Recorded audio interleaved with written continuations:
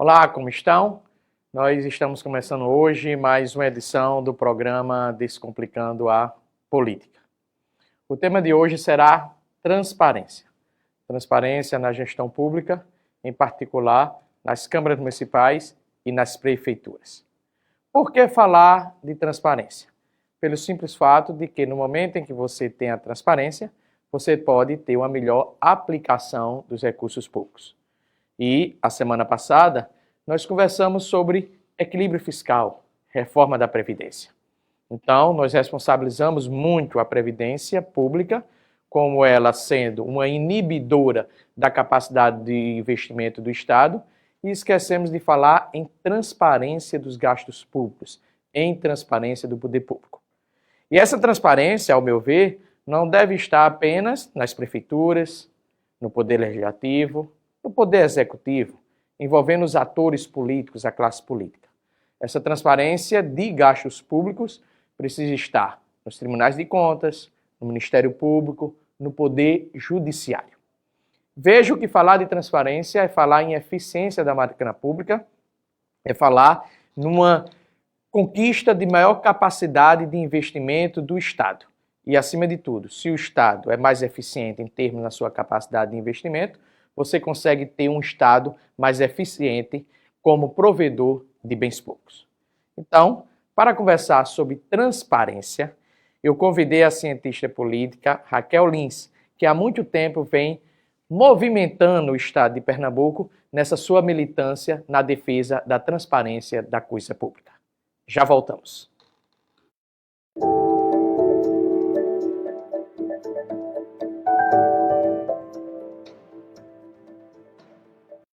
Nós somos a empresa de pesquisa que mais entende o eleitor nordestino. Uma carreira política vitoriosa passa pela Cenário Inteligência. Dentre nossos produtos, você pode obter pesquisas qualitativas e quantitativas, marketing institucional e eleitoral, além de previsões e estratégias para serem aplicadas na eleição. Entre em contato com a gente. Venha ser especialista com quem mais entende do assunto. Faça uma pós-graduação Uninasal. São cursos nas áreas de Direito, Educação, Exatas, Saúde e Negócios. Com professores e coordenadores que são referência no mercado. Confira os cursos presenciais e à distância em uninasal.edu.br ou ligue 4020 9734. Uninasal, formando vencedores. Raquel, como vai? Obrigado por ter vindo. Obrigada, Adriana. Eu que agradeço o convite para estar aqui hoje falando desse tema. Ô, Raquel, antes de falar de transparência, eu nem falei isso na abertura do nosso programa, mas como o Brasil vive um pouco tumultuado hoje, e você é cientista política, eu vou, antes de chegar em transparência, de você explicar o seu movimento, a sua militância, eu gostaria de saber a sua opinião sobre a transparência hoje no Brasil. Em particular, a relação entre o Poder Executivo, a Presidência da República no governo Bolsonaro, em relação ao Congresso Nacional e o Supremo Tribunal Federal, ou seja, a relação entre governo e instituições. Como é que você vê? Eu acho que a transparência ela tem um grande papel de destaque, como apontar uma luz para a grave crise que o país atravessa de todas as formas.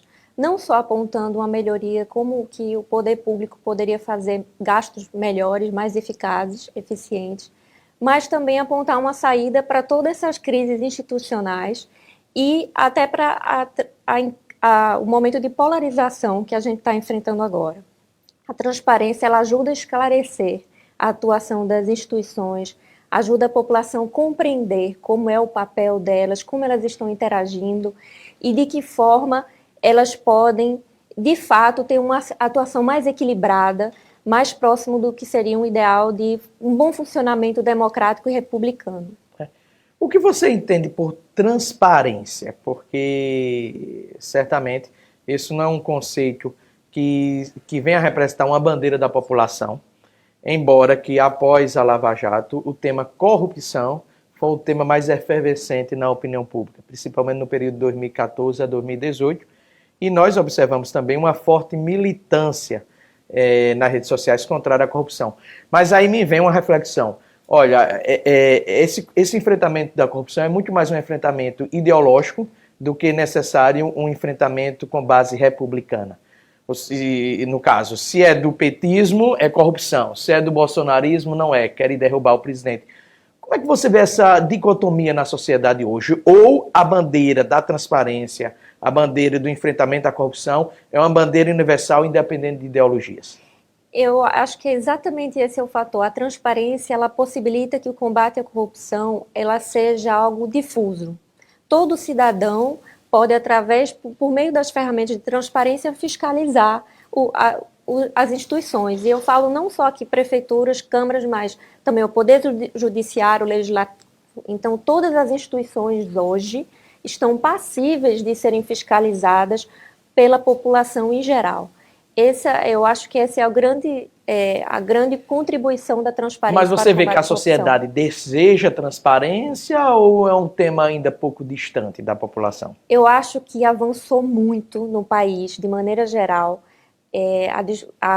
o uso dessas ferramentas. A gente vê um crescimento muito grande. Hoje já os portais de transparências estaduais já ultrapassaram 1 milhão de visualizações. Então, só o estado de Pernambuco já teve em torno de 500 mil acessos. Isso é um bom indicador, né? Se você tem pessoas acessando portais da transparência, significa que eu estou interessado na transparência. Pedidos de acesso à informação, que isso é outra forma também de... a gente tem que entender que a transparência ela é um direito, ela não é um favor. Ela é algo que todas as instituições públicas têm que cumprir atualmente e têm que necessariamente fornecer informações sobre como é realizado o desempenho daquela instituição. Essa transparência... Não só financeiramente, mas também em termos de cumprimento, atendimento de metas, programas. Então, por isso que a transparência ela é muito ampla e ela é um direito da população. Eu lembro aqui de um fato curioso. Eu li um livro recentemente sobre a comparação da Operação Mãos Limpas e a Operação Lava Jato. E um dos juízes da Operação Mãos Limpas disse, olha, quando a Operação Mãos Limpas chegou na sociedade, começou a atuar também no relacionamento entre sociedade e instituição e combatendo práticas corruptas, a sociedade começou a reclamar da Operação Mãos Limpas. A Lava Jato foi uma grande operação que atuou sobre a classe política e promoveu a transparência, principalmente nas estatais. Você é uma pessoa otimista com a sociedade brasileira em relação ao combate à corrupção, à transparência? Eu sou otimista porque acho que até Pernambuco é um exemplo disso. Nós temos hoje em dia já movimentos como a Associação Cidadão Fiscal, que já utiliza tecnologia para fiscalizar a Assembleia Legislativa. Então, eles têm um robô que já varre as mais de 2.000 páginas do portal de transparência e, com base nisso, produz informações já facilitadas para a população em geral. Que tipo de informação? Como gasto de combustível, gasto de diárias, quais são os temas que foram alvo das produções legislativas. Então, tudo isso já foi levantado por eles. E esses dados? Vocês fazem o que com esses dados? Esses dados, a associação já divulgou todos esses estudos fantásticos, já pelo próprio website, pelas redes sociais. Então, e o mais interessante é isso, a informação já chega facilitada para o cidadão por meio desses trabalhos, desses movimentos de controle social que estão surgindo graças à disponibilização, ao avanço dessas ferramentas de transparência, que são tanto os portais de transparência quanto a possibilidade de que o cidadão, ele pode, caso ele não encontre no portal a informação como ele deseja, ele pode solicitar a informação. Então, hoje em dia, a informação, o que o cidadão precisa entender em relação à transparência é que o sigilo é a exceção. Transparência deve ser a regra. Uma curiosidade, você criou o movimento Pernambuco Transparente. Que movimento é esse? O que ele significa? E por que você criou? Porque você é cientista político, especialista na área de gestão pública. Qual foi o seu objetivo? O Pernambuco Transparente foi um projeto que eu iniciei há 1 ano, com base já numa experiência que eu tinha de 4 anos, né? Atualmente o projeto já tem 5, que era o Orbe Político, um projeto que eu iniciei via redes sociais, cuja intenção era difundir bons exemplos de gestão pública. Pelas redes sociais. Isso. E com o tempo, como surgiram os rankings de transparência, notícias sobre combate à corrupção, controle social, tudo isso eu fui colocando, agregando ao projeto. E aproveitando também a experiência e o conhecimento que eu já tinha como especialista também na área de gestão pública, eu resolvi lançar o Pernambuco Transparente, que é um projeto de fato... É você sozinha? Sair, por enquanto, sim, mas a ideia é justamente como a parte que eu precisava fazer sozinha, que era que eu desenvolvi no início do projeto, que foi de visitar todas as câmaras e prefeituras da região metropolitana do Recife, para conversar com os setores conhecidos como controladorias, que são os responsáveis por executar essa transparência nos órgãos públicos. E agora eu vou passar a fase de passar a ter voluntários no projeto, né, expandir o projeto, mas a intenção foi justamente entender como que estava essa execução, quais eram as dificuldades que essas controladorias estavam tendo no dia a dia, porque a gente não... E o que é que você encontrou? O presidente da Câmara ou o prefeito, ele não é transparente porque não quer, ou a transparência é por ausência de uma estrutura que permita a transparência existir? Isso. Eu acredito que existe pelos resultados já que eu acompanho, eu acredito que existe sim o funcionamento dessas controladorias, ou seja, desses órgãos, ele depende da vontade do gestor máximo, ou seja, depende do presidente da Câmara e depende do prefeito. De ter uma controladoria. Isso, de estruturar, de possibilitar... de dar estrutura a ela. Que a controladoria tenha uma boa equipe, tenha uma estrutura tecnológica boa e também tenha liberdade para atuação. Porque essas controladorias, na verdade, elas são, inclusive, a primeira instância de proteção dos órgãos públicos e de combate à corrupção primário. Porque eles são, além de cuidar da questão do atendimento à transparência, eles orientam todo o órgão ali, toda aquela instituição para o atendimento, para o cumprimento dos requisitos legais no exercício de suas funções, a função de ouvidoria, correição, tudo isso passa pelo controle interno. E nas prefeituras tem algo muito importante que é até a qualidade do gasto público. Tudo isso passa pelo controle interno. Então, o que acontece? O que a gente observa é que muitas vezes esses setores não funcionam justamente até porque o gestor não tem a intenção deles funcionar. Não tem a intenção de fazer. E você foi bem recebida? Pelas equipes de controle interno, sim. Isso é algo que me deixou... Eu não tinha ideia de como poderia ser recebida. Foi algo único tentado no país por alguém da sociedade civil. E fiquei surpresa. Fui muito bem recebida. Hoje a gente tem até um grupo de comunicação entre os controles internos que não havia. Mas nessas suas idas, Raquel, você propõe algum tipo de arranjo institucional, alguma ação para que a Câmara ou a Prefeitura se torne mais transparente? Sim, geralmente eu já aproveitava os momentos, eu levava um questionário, né, que eu elaborei previamente para ver como que era a situação da infraestrutura e criei perfis nas redes sociais, para que a própria população que estivesse interessada em acompanhar o processo pudesse ver como era a infraestrutura, conhecer se era aquilo que ele imaginava que na cidade dele era como que o setor de transparência estivesse funcionando. Então, eu já aproveitava para conversar o que eles necessariamente poderiam melhorar, com base até na comparação entre eles. O Tribunal de Contas tem um ranking, né, de transparência. Isso.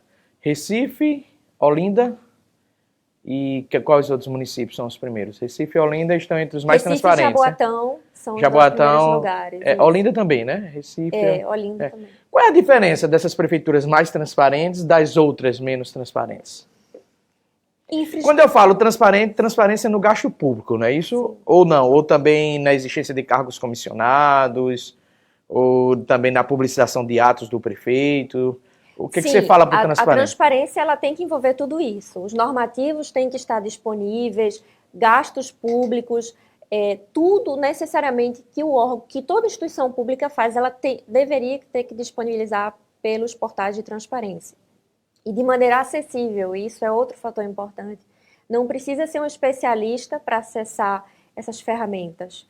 E o que os melhores portais mostram é a primeira coisa, a aposta do gestor de querer fazer uma boa gestão e de comprar a transparência como uma bandeira e mostrar isso como um dos valores dele Uma marca da gestão. Isso, uma marca dele. Então, isso é muito importante, porque a gente vê que já dos momentos iniciais, ele já promove a transparência. Então, isso Mas, assim, qual seria as diferenças básicas entre um portal da transparência da cidade do Recife, que é o mais transparente, e de uma prefeitura que não é tão transparente? O que seria uma diferença básica, assim? A não alimentação do site, do portal? As alimentações nos portais mais desenvolvidos, elas tendem a ser mais automáticas. Os sistemas já estão mais bem desenvolvidos internamente, então, às vezes as informações dos setores financeiros já vão diretamente para os portais, não precisa de uma alimentação manual de informações. Então, basicamente, eu diria que a infraestrutura importa muito. Mas, ao mesmo tempo, ter uma equipe capacitada também pode fazer a diferença. A transparência nas câmaras mostra muito isso. Algumas câmaras, às vezes, não têm muito excelente infraestrutura, mas têm bons controladores e bons técnicos na equipe, que com esforço e conhecimento são capazes de superar as dificuldades de infraestrutura. Nessa sua militância, assim posso classificar, pela transparência, como é que você avalia o papel do Ministério Público e do Tribunal de Contas? Que eles também têm eles têm papéis importantes, né? Tem um papel importante para a promoção dessa transparência. São muito importantes. Muito do avanço que nós temos em transparência no país se deve à atuação dos Ministérios Públicos. Nacionalmente, o Ministério Público Federal e o Ministério Público Estadual sempre atuaram, inclusive entrando por meio de ações judiciais, para que esse atendimento fosse de fato cumprido pelos gestores públicos, e o Tribunal de Contas, ele aplica multas aos gestores que descumprem essa lei de acesso à informação, e não só a lei de acesso à informação, mas a própria lei de responsabilidade fiscal. O Tribunal de Contas. Sim, porque a própria lei de responsabilidade fiscal, antes da lei de acesso à informação, já estabelecia que todos os gastos públicos tinham que estar informados e disponibilizados para amplo acesso à população. Então, o Tribunal de Contas multa esses gestores e, ao mesmo tempo, disponibiliza esse estudo tão bom que é o Índice de Transparência das câmaras, né? E das prefeituras, que possibilita que a população possa saber, ter uma ideia de como está sendo o cumprimento pelo eu vou voltar à sociedade. Eu sou um pouco pessimista em relação à sociedade. E vou lhe fazer uma pergunta política em virtude da sua militância pela transparência. Você acredita em nova política? Não. Essa nova política associada à transparência, a novos hábitos políticos, novos hábitos dos eleitores também? Você me disse não, porque você me disse eu falo não nova política, é o termo puro. Eu acho que essa nova política, ela de fato só surgirá por meio da adoção de novas práticas. O que a gente vê de fato é inclusive essa expressão ser utilizada muito por discurso. Ela não vem com esse elemento, o uso do fortalecimento da transparência, da participação, de uma democracia. Eu falo até isso nos partidos, nós temos um movimento chamado Transparência Partidária, que luta... Que movimento é isso? Não conhecia, não. De um cientista político também, Marcelo Issa. É daqui de Pernambuco, não? Não. Mas esse movimento já mostrou, inclusive, isso, que as prestações de contas dos partidos são muito pouco fechadas. Nós praticamente não temos dados muito claros sobre as prestações de contas dos partidos. Não gratuitamente, o próprio Tribunal Regional, os tribunais eleitorais rejeitaram contas de diversos partidos, da esquerda à direita, todos os espectros. E essa é a grande questão. Só a adoção dessas ferramentas que já estão disponíveis, né? Hoje tem muitos parlamentares que utilizam aplicativos para que a população possa interagir com ele no momento até das votações. Mas isso não seria uma espécie de ditadura das redes sociais? Porque eu vejo tantos parlamentares com o Twitter. O senador Cajuru, né? Ele disse que vota, posso estar enganado, mas assim eu entendi, que vota a partir do que as redes sociais estão afirmando. Essa nova geração de políticos no Congresso Nacional também fica ali preocupado com o Twitter, fica preocupado com o Facebook, com o Instagram, para dar satisfação. Isso não é excesso de transparência que prejudica até a governabilidade, não? Ou até uma hipocrisia, porque você precisa também ter um comportamento de político, né? Saber o que negociar, e ter responsabilidade com o país, ter responsabilidade com o Estado. Não seria uma ditadura das redes sociais ele tentar provocar essa transparência exacerbada? Eu ainda acho que, em relação às redes sociais, acho que até para os mais especialistas que acompanham o assunto, é um tema de fato delicado, que a gente não tem, diria, uma mas no caso, Raquel, tão vamos supor, simples. Os políticos se posicionarem a partir da pressão das redes sociais e com isso entender que é uma atitude transparente. Eu não vejo muito por aí. Eu acho que a transparência, o principal elemento que ela traz? Ela traz os dados. Ela traz aquilo que você de fato está você tem uma informação direta de uma instituição pública. Da reação da opinião pública. Isso. E é diferente a transparência, o que ela é? Ela é um dado com base, de fato, uma informação interna do órgão daquilo que ele está executando. Então, você utilizar a transparência na tua atuação como parlamentar, é você fazer algo embasado em algo mais seguro, eu diria, né? Do que diferentemente de você fazer algo com base em opinião, percepção do cidadão comum. Esse seu movimento Pernambuco de transparência, essa sua militância de transparência, pretende chegar a outras instituições, como o Poder Judiciário, o Ministério Público e o próprio Tribunal de Contas? A ideia, eu acho que pelo Pernambuco Transparente, eu já monitoro isso, eu já divulgo esses assuntos, também esses casos, né, de corrupção que a gente vê surgindo e gastos, e já cheguei a divulgar, sim, gastos de levantamento em relação a projetos do Judiciário, de aumento dos salários e tudo mais. E a intenção é, de fato, sim, que possa se estender a outros, principalmente ao Judiciário, isso. Mas eu acredito... Por que você diz principalmente ao Judiciário? Eu acredito que seja muito importante que o país finalmente avance para a compreensão e controle também e fiscalização do judiciário, que é algo que a gente ainda tem muito incipiente no país, né? Será que eu estou errado? Eu gostaria de ouvir sua opinião para encerrar. Para mim, a instituição mais transparente é o Poder Legislativo. Ele é tão fiscalizado pela imprensa, por você. Você tem essa impressão ou eu estou enganado? Não, está enganado, Adriano, nessa, porque... Eu acho que o Legislativo, pelos próprios levantamentos que a gente já tem hoje com base em transparência, a gente vê que, de fato, é uma farra de gastos, até com, por exemplo, diárias, uso de verbas de Mas isso não vem à tona, né?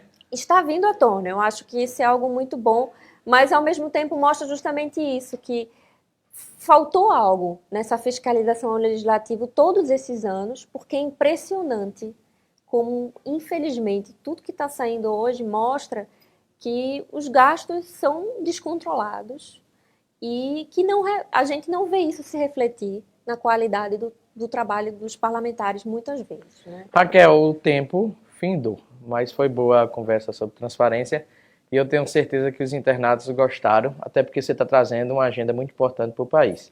Agradeço a sua atenção. Muito obrigada também pelo convite de estar aqui. Agradeço a atenção de vocês, internautas, e até a próxima terça com mais um quadro do Descomplicando a Política. Muito obrigado. Grande abraço.